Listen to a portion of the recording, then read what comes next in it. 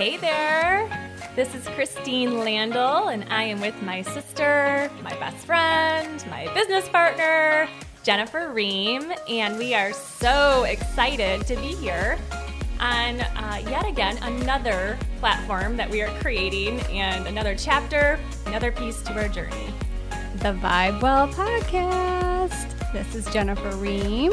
So excited to be here with you guys. Our intention for this podcast is all about sharing our love for all things wellness, holistic wellness that is, and we are here to uplift, plant some seeds, and support you on your wellness journey.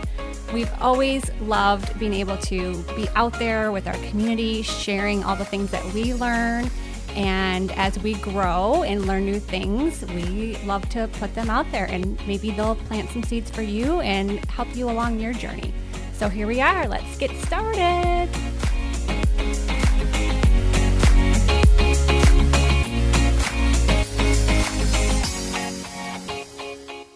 Hey, it's Christine, and we are so excited today because we not only are here to talk about meditation and mindfulness, two of our favorite topics, but we have a very special guest and a dear friend here with us, Patrice Berlinski.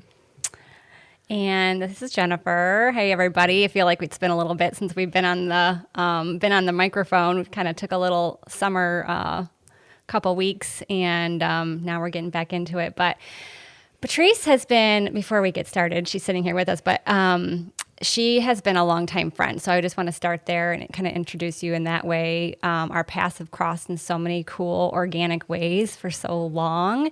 And I still, like the vision that comes to my mind is the time that we sat and met at the Rough Draft in Fenton before VibeWell even existed. And it was just so synchronistic. And we were just like, gosh, we're going to do stuff together. We're going to work together in some ways. And we were like, I don't know how it's going to happen or what that's going to look like, but eventually we will.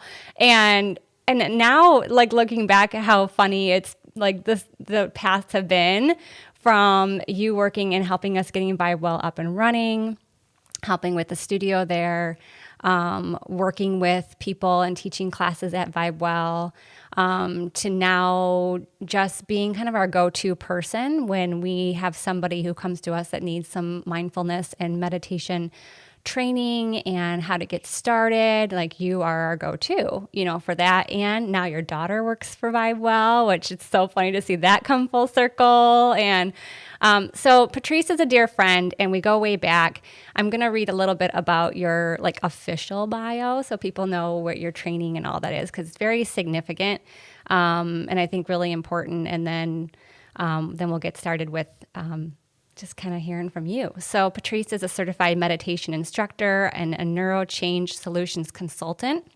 She's the founder of Presence to Pupils, as part of a global network of corporate consultants trained by Dr. Joe Dispenza. And I think we've mentioned Dr. Dispenza on the show already, but definitely somebody who Christine and I, we've been following his work for so long and reading his books, and what a great mentor to so many of us. Trice teaches organizations how to apply the neuroscience of change to increase employee engagement, collaboration, creativity, productivity, and ultimately business results. Prior to her certification as a NCSC, Trice was part of a grassroots movement to bring mindfulness meditation into businesses and the educational sector, including co-founding a nonprofit for mindfulness and education. With over 30 years of corporate experience, both as an employee and as a consultant, Trice has worked in multiple industries such as education, environmental, automotive, manufacturing, and healthcare. Some of her clients have included University of Michigan, General Motors, Creative Foam, VibeWell, Veterinary Parks and Rec, the Girl Scouts of America. The list goes on and on. There's you've got such a beautiful resume of your work. But thank you for being here with us. Thanks for having me. I think we'll just start with kind of I feel like we should really start with the present moment of where we're all at, because the climate is so tumultuous and dense and heavy in a lot of ways. And we were just discussing before we even came on here how Christine was just saying the only way that I'm getting through the day is being present in the moment. So I feel like it's such a great place to start, because that is kind of the foundation of all of, I know for the three of us, our practice and how we live our life and present moment awareness. So I'm kind of curious to see just where you're at currently with that, and like what your view has been on the last year, especially with the kids and teenagers and that you have in your house, and the energy of all of it and how you guys have kind of handled all that. Yeah, thanks for that, Jen. Basically, it really comes down to, like what you said, being in the present moment. And out of that present moment, there are infinite possibilities. And so we have this tendency to focus on the negative because that's how we've survived in the past. But we can train our minds as conscious humans to think and feel positive thoughts, and to recognize that in the moment, there's any possibility, right? And so if we just stay open to that, instead of focusing on another outcome, then it's amazing, even in my personal life, the things that I have seen come. Mm-hmm. You know, there's surely times when I go, wow, I'm freaked out, this is going to happen, and this drama starts to unfold in my mind. But I catch myself more than ever now and go, no, I'm not going to go there.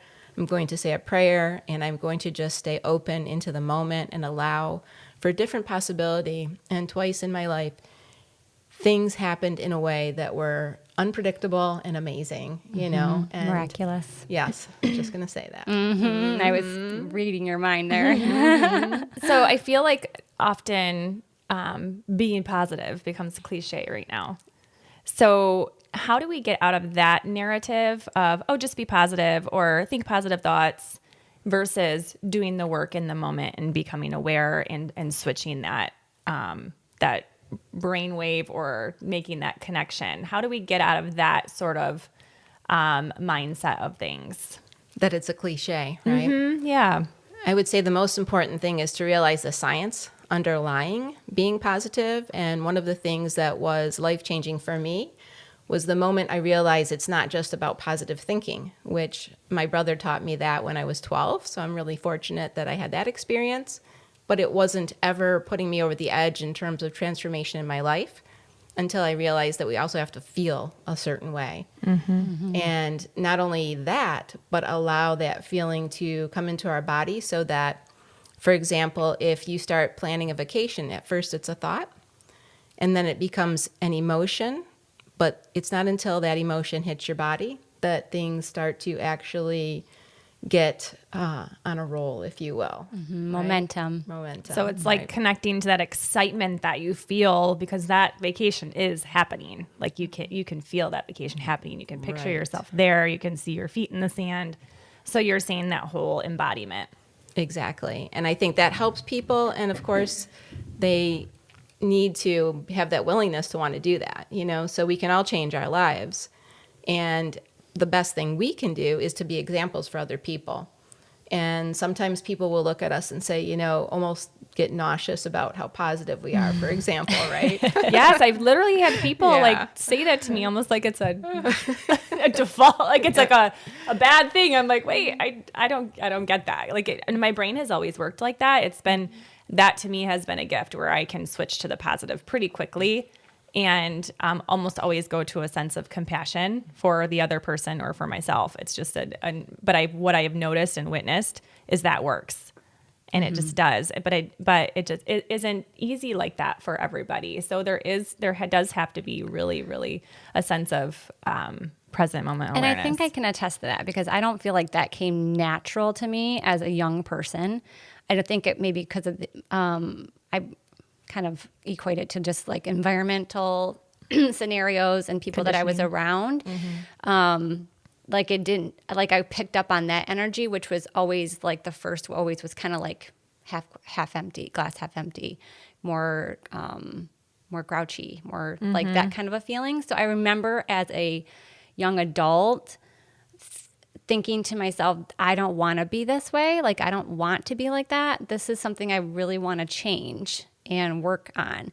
So, but I can attest to that you can change it and you can retrain your brain so that you don't do that anymore. Like you can retrain yourself to like create new neural pathways. And I think that's what you're talking about from the science. You can create new brain connections that allow you to naturally go into, take a deep breath. And I've always noticed, I've always done that since I was younger. I was always naturally gone, like even like exhaled really loudly. And I think that was my way of like retraining myself. Okay, I don't want to go there. I'm going to like think something different or change how I'm seeing this or try to find a new perspective around this. And then it gets easier. Like we've always said, it's like building a muscle. It gets easier as it goes on.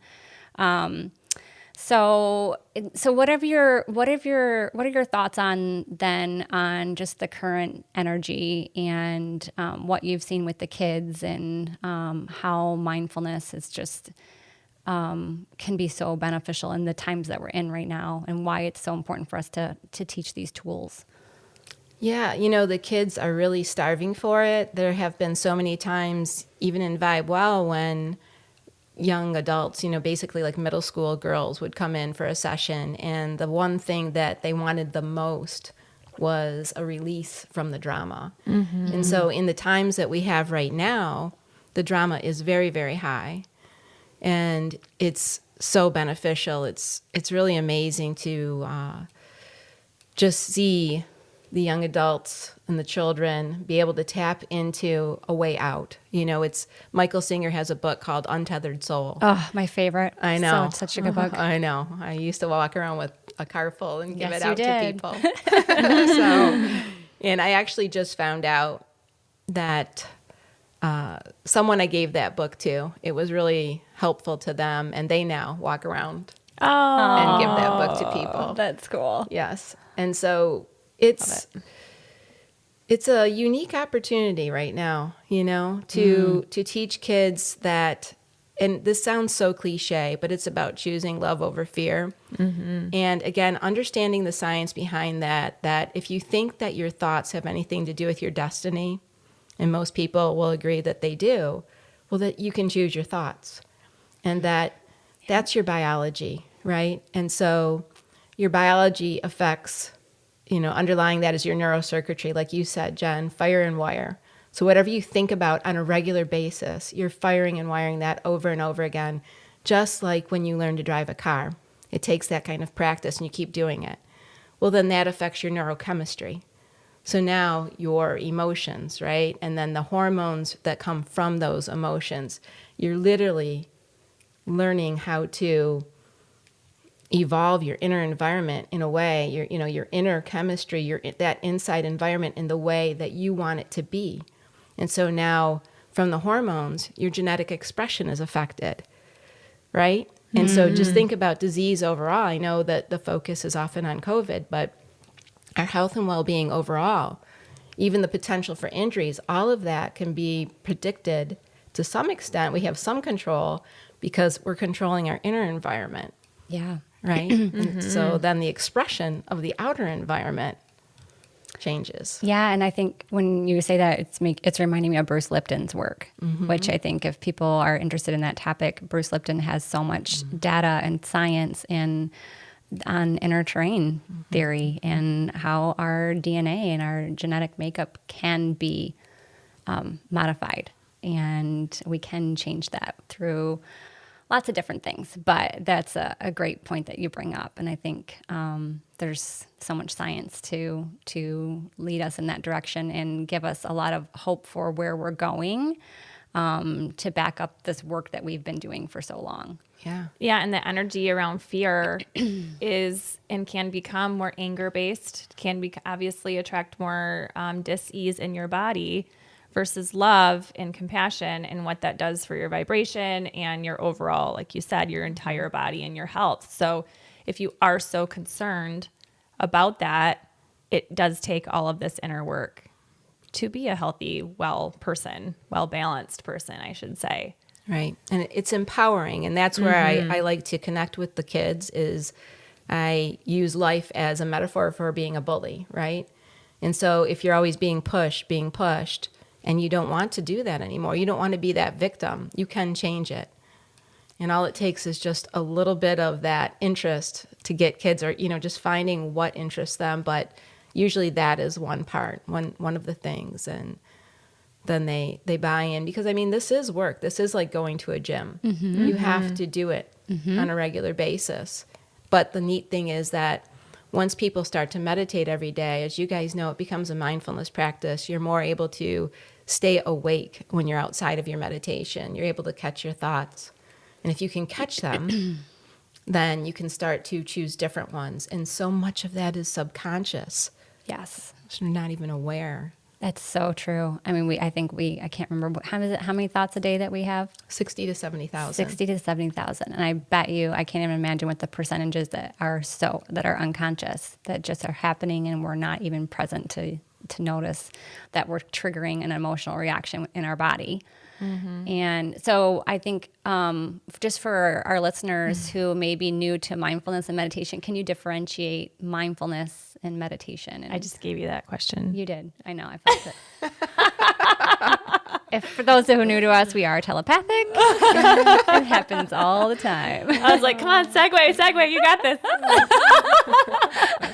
I love it. The telepathy is crazy. I know, I love it. I was like, sending it. That's one of the things that happens when you're in the present moment. That is so true. Yes. One of my favorite examples to help people understand the difference is that meditation is like practicing with your team. So if we're all on the same basketball team, we're in our home court, we know each other's moves, we know each other's moods and personalities, we know our audience, right? Now, when you go off to the playoffs, that's mindfulness. So you're taking your meditation practice into everyday life. You have an unpredicted event. Someone cuts you off in traffic, maybe even hits you. Something happens at the grocery store, something happens at work. You're able to come back to your practice in that moment. You're able to be conscious and aware in a conversation, regardless of your emotions. You're not being bullied by your emotions. You're not being bullied by what happens in life. I love that. Mm-hmm. That is I've heard that before. That's such a great. Can we write that in a quote? That's just a very great way to explain it. It is such a good way, and I've never thought about it that way. But we are so bullied and controlled by the monkey brain. I always call it. We let the monkey brain control us instead of us stepping back and taking control of our lives ourselves. The real us, the I, the soul part of us. So what would you say to the person who doesn't have either practice in their life right now and has wanted to, or they're just learning about this and wants to now? How do they get started in both of those things? Well, one of the things I like to, and this is actually connects to a prior question, and I named my blog Realm. So it stands for Real Life Meditation, because I think that there's a lot of guidance out there, but there's also reality. There's the struggles that people have where they're working 2 to 3 jobs, maybe having a hard time getting food on the table, or maybe they're running a successful business and they are so consumed. And so there are a variety of ways to get started. There are suggestions out there, like, for example, from John Kabat-Zinn, do a 45-minute practice every day, and that makes a huge difference. Or people who practice other kinds of meditations do 20 minutes in the morning, 20 minutes at night. And I'll tell people different things depending on where they're at. So, for example, I might say, hey, if all you can do is 3 breaths, just close your eyes, and almost everyone can do 3 breaths. And just take a hand and place it where you most feel your breath moving in your body. Why don't we do it right now? Yeah, Sure. Let's like do it. it. Okay. Okay. Come on, Rich. Rich is our behind the He scenes feels man. his breath in many parts. So, yes, it could be in your stomach. It could be right here where your chest moves up and down. Or it could be placing your hand in front of your nose and mouth where you feel the air coming in and out. And you're simply paying attention to the rise and the fall. Just for 3 times. And if the monkey mind comes in, as Jen brought up, you can just nod your head to that monkey and come back. Because you can always start again.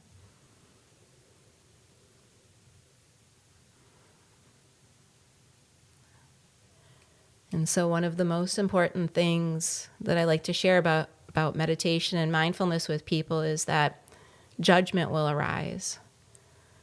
Somewhere along the line, as you're trying to focus on your breath, your mind will wander because you're human, and then you'll think to yourself, I can't do this.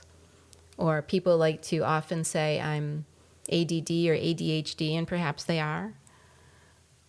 But I cannot even tell you how many students in the classroom have told me after I've taught mindfulness in their classroom that this has helped them with their ADHD without me even knowing that they had it. It takes 8 to 10 minutes for your brain waves to change. Most people think they can't find a place of peace and calm within because they don't give it long enough time. And so that's the other answer to that question. If you can only do 3 breaths, start with 3 breaths. But I highly suggest that you try to fit in 10 minutes so that you can notice that shift. And it's almost like the hairs on the back of a dog's neck when it's upset about something. It's like what your nervous system looks like, right? And you need that time for the brainwaves to shift and everything to calm down. And then the change that happens in your nervous system allows for health, allows for a tuning and a sense of harmony instead of that constant stress. And people don't realize that so much we're living in a state of stress, which is the same as living in survival. And most of us would prefer to be living in a state of creation. And you can have that. I love that. Yeah. I think one thing that we just did physically, I don't do that anymore just because I have like just my routine, but it really is such a great, I feel like, powerful way to keep yourself present is to use your hand either on your stomach or your chest, or because the actually feeling your inhale and exhale, I feel like keeps you more present. So even to do that for like while you're sitting at the stoplight, or like you said, at your desk in your office, like for 1 minute, for 2 minutes, what an easy, or say, hey, I'm going to do this every day I'm going to feel 10 inhales and exhales so like I'm going to do it at noon. I'm going to do it at 5 p.m. Like set the intention early in the day that you're actually going to feel your inhale and exhale. Don't even call it a meditation if you don't want to. Just literally like that present moment awareness and setting the intention to do that. I think that was such a good reminder. Well, and I think a great time to do it too would be when you're feeling the sense of negative energy in your body. So for me, especially as of lately, when you feel like that punch in the gut or that sick to your stomach feeling based on certain news that you've heard or things that you're anticipating, that could be the moment where you put your hand on your stomach or your hand on your throat or your hand on your chest, wherever it is you're feeling that sense in the moment. Would be a great way to bring attention to that part of your body to ease and the soothing and to rebalance the harmony within your body. That to me, I will do that naturally to my stomach because that's where I will tend to feel, an upset stomach or sick to my stomach. And I felt this way last night where I had to physically take deep breaths. And it does. You're moving that energy out of your body. And I feel like that is such a profound way to not just start your practice, but also to have that in part of your day in your life every single day. And what an easy thing we can teach the kids too. Just that simple practice alone. Yeah. Can teach our kids to do that on the way to school in the morning when you're driving to school. Absolutely.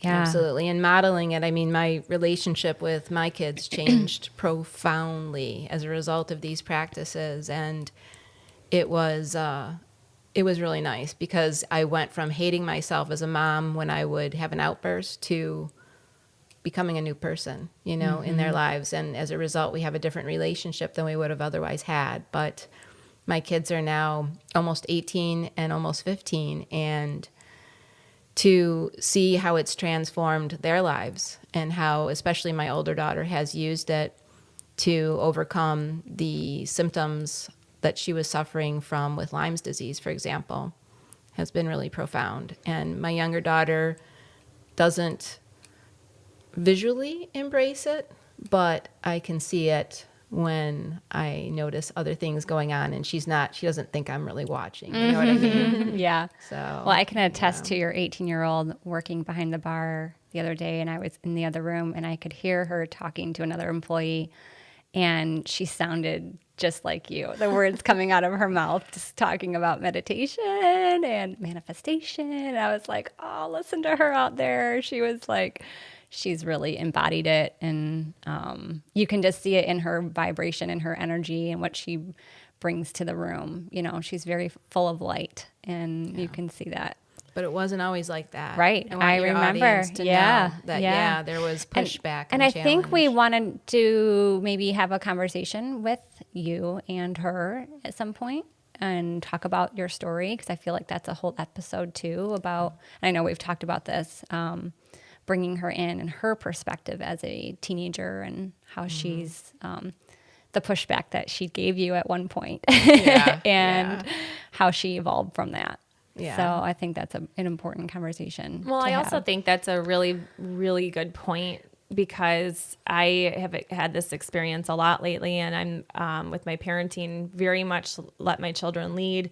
So I think it's a good thing to talk about the importance of letting your children lead the way with this versus forcing them into something that they're not quite ready for. So we might think, hey, you need to take this mindfulness class, and they're just not ready.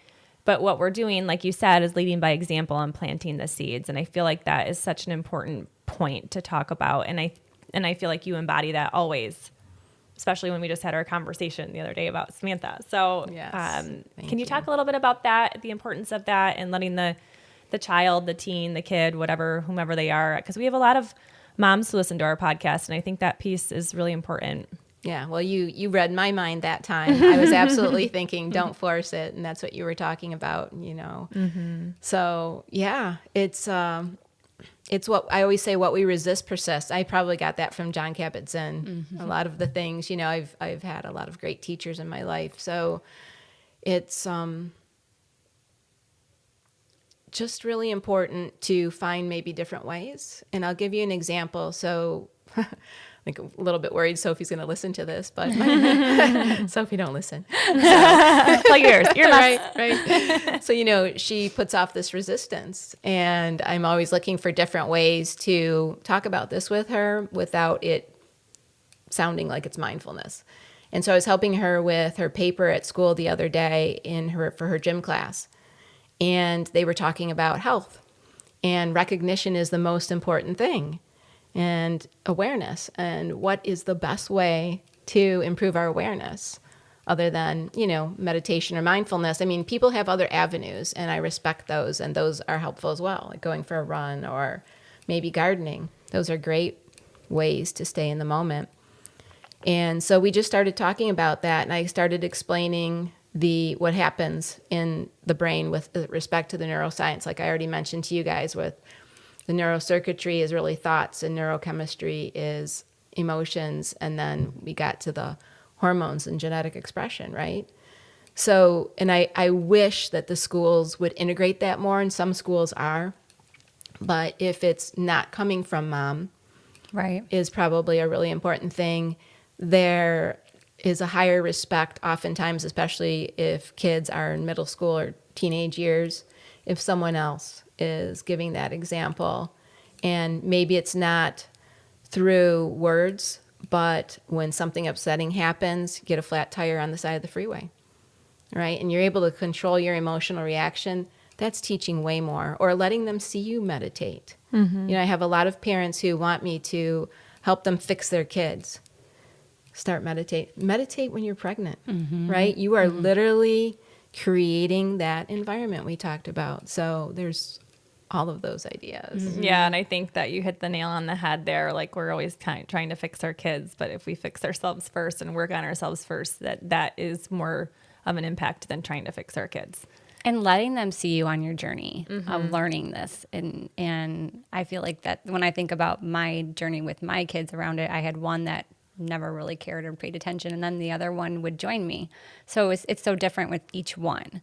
And so just, I think really honestly, that's where it starts. It's just you doing your practice, letting them see you go to your sacred space every morning and do your practice and watch how that changes. I remember this conversation we've had with our clients before back in the day when we were introducing this to them. They would say that the vibe in their house changed so much. When mom's vibe changes, everyone's vibe changes, So we really set the tone of the house. Yeah. It's so true. I mean, I would take full responsibility for oftentimes, but I could be in a high vibe place and someone might want to try and bring me down. Yeah. And I got to go in my bubble. But it's so true. Like you can see like, is mom worried and anxious? Then I need to be worried and anxious too. And, or is mom feeling calm and in control and like, we got this? Then they feel that too. So, and I feel like we have to meet them where they're at and go from there. Yeah. And what you're talking about is like mirror neurons, right? Yeah. Yeah. So people reflect back what we're putting out, and vice versa, and being aware of that. And really, I believe so wholeheartedly in taking responsibility. So if you have relationships or things happening in your life and maybe you're feeling like a victim, pause for a moment and ask yourself, how did I maybe bring this into my life? And even if you think you didn't, could it be at an energetic level? Right. Something subtle or maybe even subconscious. And that's not, like, things happen. I'm not trying to say everything, right? But really taking responsibility, it's empowering because then you can change it in the other direction.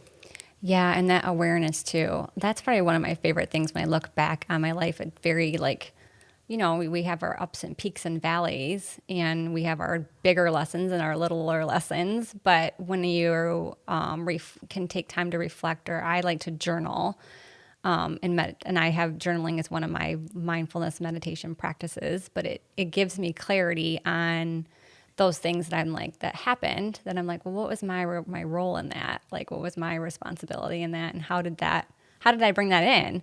And then you can kind of course correct, I feel like, a little bit and do things differently in the future. So I think journaling is one of my favorites. I always have to throw that out there. Yeah. And I think that with that mirroring, you have to realize what you're allowing in your space and within your boundaries. So if you're constantly focusing on the mainstream news or social media and all of the commenting going on and all of this negativity, I mean, that is out there for us to see 24/7 right now. We are exposed to news that we've never been before exposed to, and we can see it from a worldwide standpoint all day long. We never get a break from it. So it's so important, I feel, that this becomes our practice, not only morning and evening, but all throughout the day when we need to reset and to become mindful of what we're allowing in our space and what we're allowing our attention to go to. Because if we don't have boundaries right now, we're all going to be in a tizzy on a 24/7 basis. So, fight or flight all the time. Yeah. And I think that that's the case with our kids. And I think, I know. I mean, they are being brought up in a world where they are not even knowing what it was like before, when you didn't have the exposure to all of this. And so this practice to me is baseline where it needs to be. Like, we need to just start here and go from there. And it's a non-negotiable. It's a part of taking care of our overall wellness. And so, to kind of wrap it up, I feel like it's important to maybe talk a little bit about habits real quick. And is this something that we can, like, let's say there's the bad habits that we want to turn this into a good, healthy habit. And how can we get there now, no matter where we're at in this journey? Yeah, I'm just laughing again because I was just thinking about, I was teaching a preschool, the teachers, last Friday, and the first question I had was, do you brush your teeth? I said, even if you don't, you're probably going to raise your hand. Why? Because we all know how good it is for us. I foresee a day when that's what this is. I agree. I agree. That's where we're going. Yeah. But to answer your question, Christine, it's an awareness thing. So first you have to have the awareness of the habits that you do have. And since so many of them are subconscious, taking time every day to just let yourself be. and things arise. And then learning the skills on how to address those things, because sometimes those things are super uncomfortable and people think that they will just ignore them or push them down. And there's just a mind-blowing thing about meditation and embracing what might be painful. But then that changes its energy. And then it's like a garden, right? So you learn what's there, you see what's there, you weed it out, you remove the rocks before you plant what you want. And then once you start knowing what you want, now it takes regular practice. And what I learned from Dr. Joe, and what I like to tell my clients now and everyone in my life basically, is when you sit down for your meditation, you think, feel, and embody what you want in your life. And you don't get up until you're ready to walk into your day. And when you feel that, you're no longer wanting it.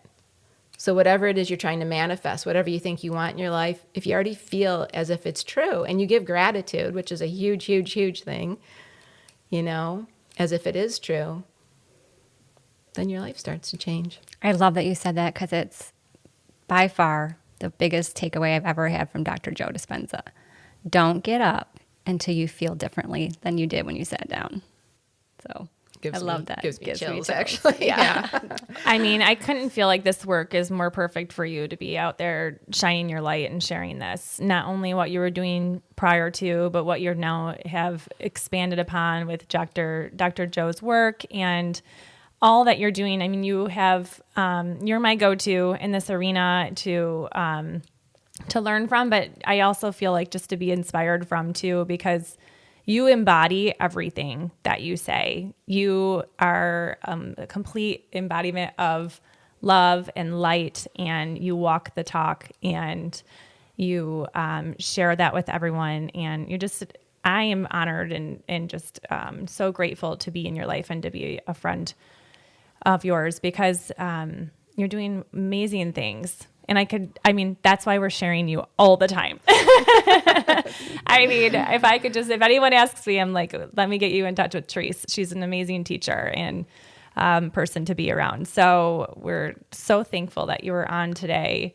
And maybe you could share with the audience how they can reach you if you feel comfortable doing that, if they wanted to do a session or if they wanted to learn more about how to work with you. Absolutely. And I'm so grateful for you guys too. I love you guys and you mean a lot to me. And you're also an inspiration, which is why I just listened to some of your podcasts. I was like, oh my gosh, I wish I listened sooner. So you can reach me in different ways. My website is triceberlinski.com. I started going by Trice when I started working with kids to make it easier. So it's TriceBerlinski.com. You can text me at 810-588-2185. I'm really open to that. And you can also email me at presence to pupils, which is the word presence with PRENCENCE. I think I'm spelling it right. Yep. We'll post it in the notes. Okay, yeah, and the number 2. Number 2, yeah. Okay, awesome. Well, thank you again. Thanks, guys. That was Appreciate awesome. it. So awesome. Love you so much. Love you. guys too. All right. Thanks again for being here with us. We can't wait to talk to you again. Have a great day.